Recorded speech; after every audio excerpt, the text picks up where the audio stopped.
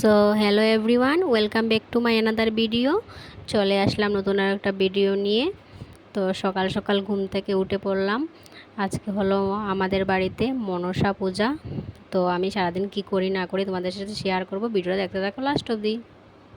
সকাল ঘুম থেকে উঠে প্রথমে আমি উঠানে গোবর ছিটা দিয়ে দিচ্ছি, তারপর আমি উঠানটা ঝাড়ু দিয়ে দিচ্ছি। তারপর চলে আসলাম রুমে এসে আমি বিছনাটা ঠিক করে নিচ্ছিলাম। তো বেডশিটটা আজকে চেঞ্জ করব, কারণ পুজোর দিন আজ, মানুষ আসবে, ভালো বেড কভার পেতে রাখা দরকার, তাই বেড কভারটা চেঞ্জ করে নিচ্ছিলাম। তারপর আমি ঘরটা ঝাড়ু দিয়ে দিলাম, ঝাড়ু দেওয়ার পর ঘরটা মুছে নিলাম।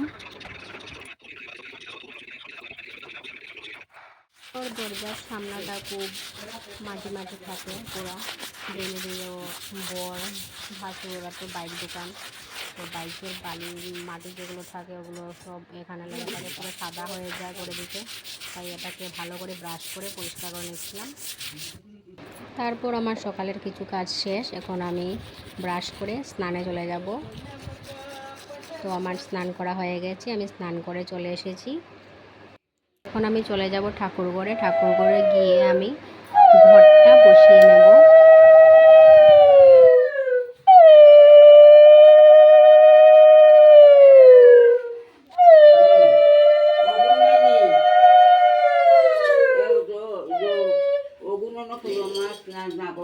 ঘট বসানো হয়ে গেছে, তারপর পুজোর জন্য ফল প্রসাদগুলো কেটে নিচ্ছিলাম সবাই মিলে।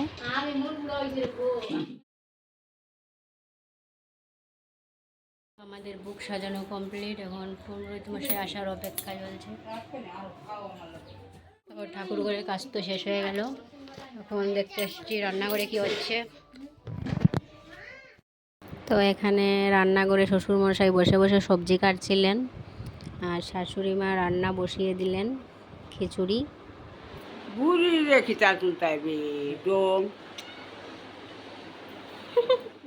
তো পুজোর কাজ শেষ, তারপরে রুমে এসে ভালো একটা সুন্দর দেখে শাড়ি পরে নিলাম, যেটা পরে আমি অঞ্জলি নেব।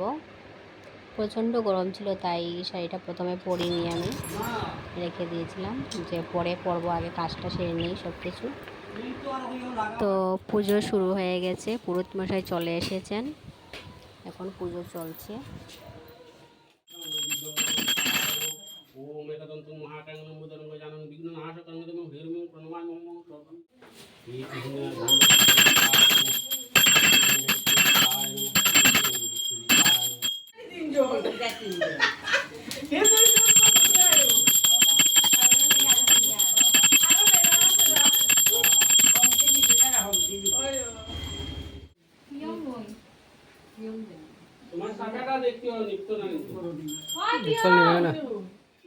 পুজো শেষ হওয়ার পর সবাই মিলে প্রসাদ খেয়ে নিচ্ছিলাম।